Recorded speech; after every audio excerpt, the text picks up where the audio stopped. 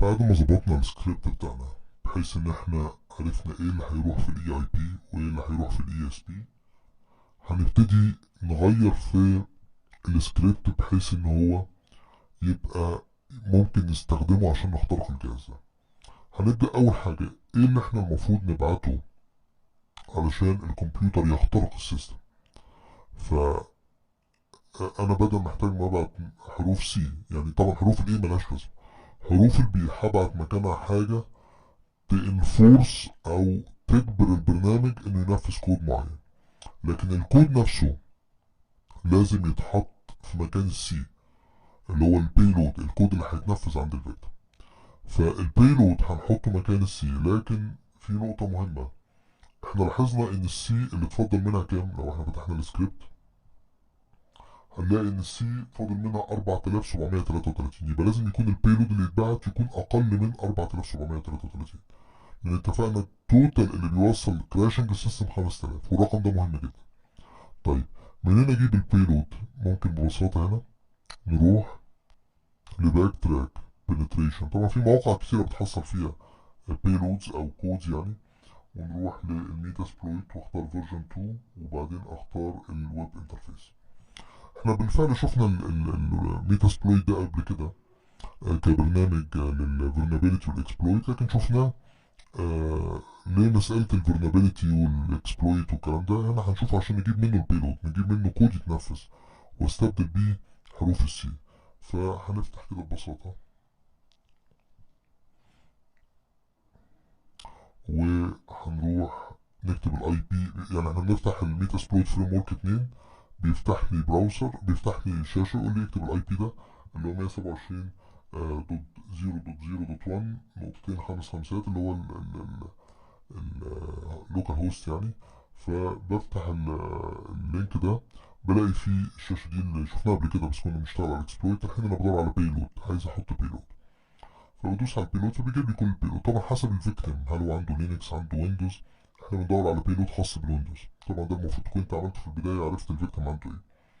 في عندي البايند شيل وفي عندي الريفرشل. الريفرشل اكثر فعالية باستثناء انه او الريفرشل فكرته انه الفيكتيم يكونكت عليا انا، مش انا اللي كونكت عليه، وبالتالي الفاير وول، ان دايما الفاير وول حتى اللوكال فاير وول اللي موجود على الكمبيوتر بتاعه اي ترافيك جاي من بره بيوقفه، لكن لو هو اللي بيكونكت على حد بيسمح له. لذلك دايما بيبقى فعال قوي الريفرشل. لكن هنجرب واحده يعني اتاك بده واتاك بده علشان نجيب فاميليار. فهندور على الويندوز ريفرشل كبيلود، ويندوز ريفرشل،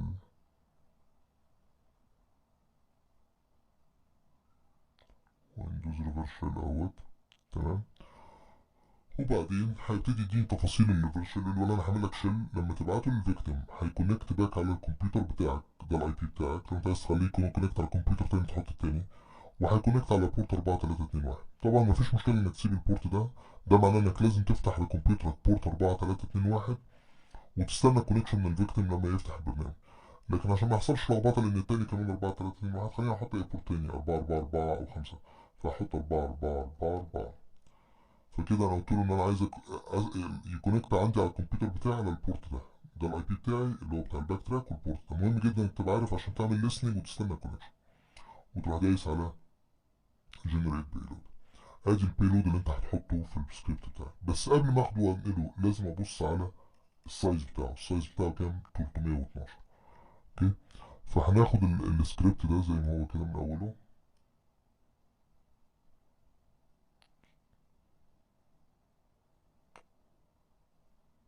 اوكي، لغاية قبل السيمي كولون دي نعمل له كوبي، وهنروح في السكريبت بتاعنا هنا اهو،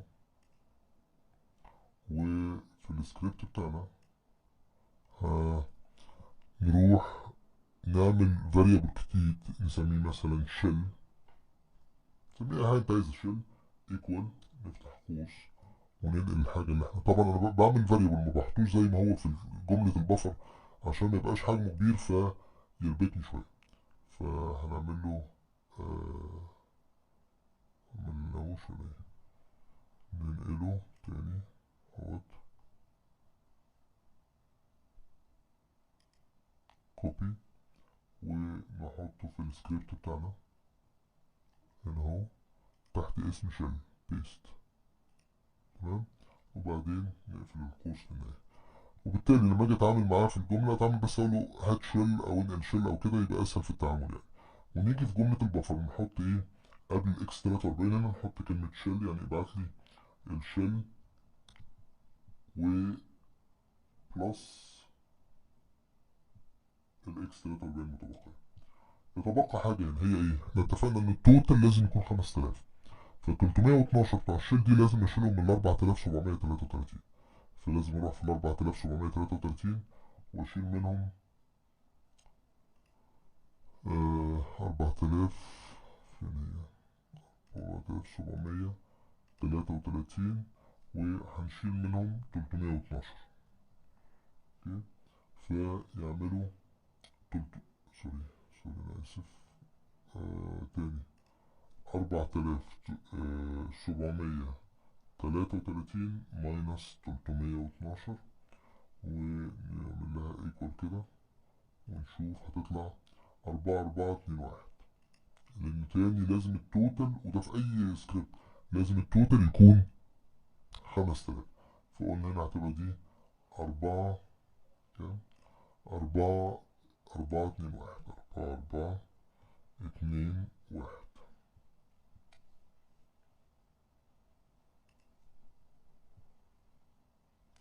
4 4 2 1.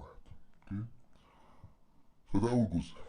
الجزء التاني انه يبقى كده الشيل ده هيتبعت في الاي اس بي. ممتاز. انما هيتبعت بس مش هتنفذ. هو ايه اللي بيجبر الحاجه ان هي تنفذه؟ اللي بيجبرها اللي هي، خلينا الاول نسيب الكلام ده عشان ايه ما تروحش حاجه. اللي بيجبر الموضوع ده ان هو يتنفذ هو الاي اي بي. فالاي اي بي هو اللي بيقول للكمبيوتر يروح ينفذ ايه. الاي اي بي جواه ايه دلوقتي؟ جواه 42 42 42. ده حاجه ملهاش معنى. انا عايز اغير ده واحط مكانه كود ينفذ جوه الاي اس بي. الكود ده اسمه جامب اي اس بي. في الويندوز بعض الاكواد اللي لما بتوصل للاي اي بي يروح ينفذ الاي اس بي. منهم كود اسمه جامب اي اس بي، كول اي اس بي.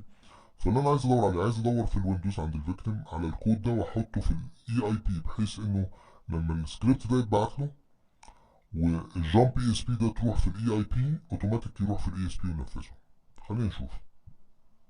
ف لو رحنا كده في المكنه بتاعتنا بتاعت الويندوز ومش مضطر اعمل ريستارت الحاجه، انا نزلت جوه الديباجر، اروح ادوس على حرف الاي هنا يوريني كل الملفات اللي في الميموري. طبعا الاكواد بتاعت الجامب اي اس بي بتلاقي موجوده في اليوزر في الكيرنل. فهندور على اليوزر 32. اسف تاني.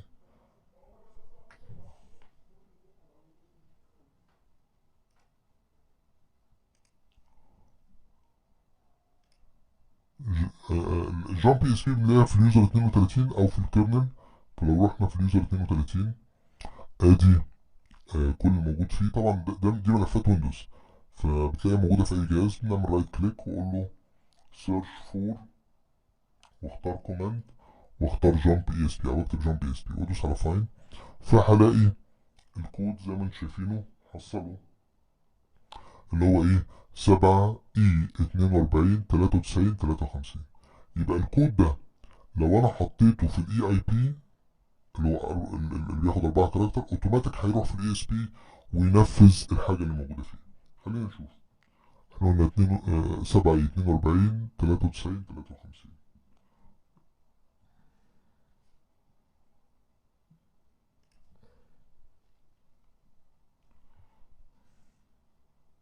نحطه هنا في النوت باد لان ده كود مهم جدا. احنا قلنا 7 كابيتال اي 42 و 7E42 93 53. فده اللي احنا يبقى احنا محتاجين نجيب كود معين من الويندوز ونحطه في السكريبت بتاعنا. تعال نروح في السكريبت وهروح اغير الايه في البفر. طبعا هحط هنا علامة هكتب قدامي الكود علشان انقله الكود بتاع الاي اي بي. طبعا ده اوبشنال ممكن ما تحطوش بس ايه هو 7 كابيتال اي 42 93 53 ونعمل ننقل بقى. عايزين ننقل مكان الاي اي بي. طبعا عشان بنستخدم كمبيوتر انتل لازم نكتبه بالعكس، يعني هنكتب مكان الاي اي بي بس من الاخر الاول، يعني 7 اي تتكتب هنا في الاخر خالص هنا 7 كابيتال اي. ممتاز. اوكي. وبعدين هنا هنكتب 42 زي ما هي. هنا هنكتب، يبقى بنكتبها من الاخر الاول، دي بيسموها الاندنج اركتكتشر مرتبطه بالانتل، بس يعني عشان ما نربكوش مجرد انك تكتب من الاخر الاول مكان الاي اي بي. سوري. هنا 93 وهنا 53 93 92 70. ممتاز. كده انا عملت ايه؟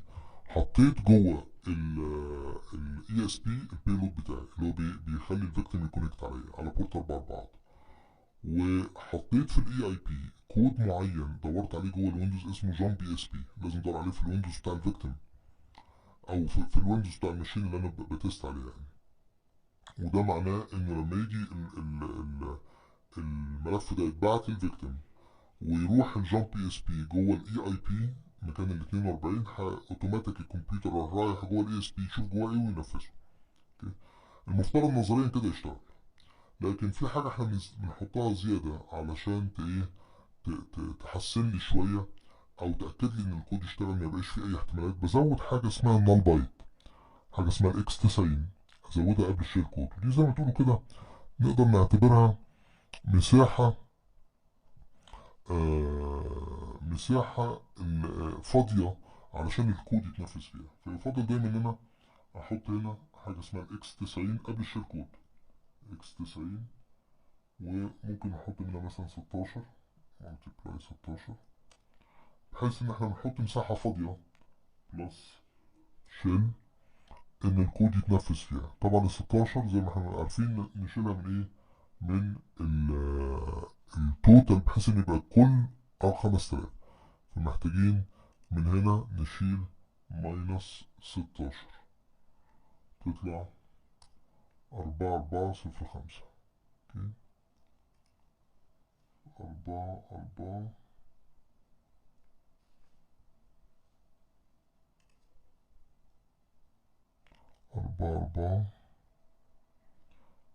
0 5. اوكي. وبكده المفترض انه الكود بتاعي اتظبط. حطيت اول 263 ولا يهمني في اي شيء. الاربعه اللي بعدين دول مهمين جدا بيروحوا جوه الاي اي بي. حطيت جواهم جامب بي اس بي عشان يروح ينفذ الجامب بي اس بي. وبعدين حطيت 16 نال كاركتر او 16 مكان فاضي عشان الكود يتنفذ. وبعدين الشيل كود والبيلود بعد كده. الشيل كود جوه البيلود. وبعدين اللي اتفضل حطيته حروف سي لان برضه ما تعنيش لا الاي ولا السي تهمني في حاجه، الجزء اللي في النص ده. ونعمل بقى ايه؟ كنترول اكس واي وان. يعني لو الاتاك ده مظبوط، لو احنا عملنا ده مظبوط، المفروض ان انا لما ابعته للملف او البرنامج المصاب لما ابعته للبرنامج المصاب بال بافر اوفر فلو انه الكمبيوتر يكونكت عليا ويديني سيشن على الكمبيوتر بس ريفرس سيشن. خلينا نجرب. هفتح ده، مش مضطر افتح المينيت ديباجر دلوقتي لان انا كنت بس بظبط عليه. وبعدين قبل ما رن الشيل، طيب لما هرن الشيل ده، لما هبعت السكريبت ده، المفروض ان الاتاك ده لو اتنفذ واستغل الاماكن اللي في الميموري، كمبيوتر الفيكتيم يكونكت على الجهاز بتاعنا. طيب هل انا فاتح بورت ومستني كونكشن؟ انا مش فاتح. فلو حصل لو انا عملتها كده بس مش هيشتغل. فلازم افتح بورت وليسننج وانتظر الكونكشن. فبروح في الترمينال التانية واكتب نت كات ان سي ماينس ان في ال بي والبورت اللي انا عايز افتحه 1 2 3 4. طبعا حسب اللي انا اخترته انا بعمل بيلود. لو كنت اخترت بورت تاني بختار البورت تاني. كده البورت مفتوح وليسننج. وتعالى نشوف كده. بسم الله. هايل. بعت اتنفذ جالي اكسس على الماشين فول اكسس. ودلوقتي عندي فول اكسس على الماشين. طبعا اللي انا عملته دلوقتي ان انا عملت سكريبت صغير اللي اسمه اس اي دوت بي واي ده. اي دلوقتي كمبيوتر عليه برنامج السي كابون اقدر اران السكريبت ده يديني اكسس باك على المكنه بتاعتي. كل اللي محتاج اغيره فيه الاي بي بس. فده هاو تو دو ا بافر اوفر. طبعا ده موضوع من المواضيع اللي يعتبر تكنيكال، والمعمل بي بيفهمك يعني ايه ميموري، يعني ايه اي بي، يعني ايه اي اس بي، يعني ايه بافر اوفر فلو. بتاخد شويه فكره بسيطه عن ازاي تعدل في كود عشان تظبط الاكسبلويت بتاعتك. في الفيديو الجاي هوريكم برنامج تاني مصاب بالبفر اوفر فلو، وهوريكم السكريبت بتاعه، وهطلب منكم ان انتوا تحاولوا تعملوا الاتاك ده من اوله لاخره خطوه بخطوه. لو في اي مشكله تواصلوا معايا على الدسكشن، و بنحاول نحل اي مشكله تقابل حد فيكم. شكرا، ونشوفكم الفيديو الجاي.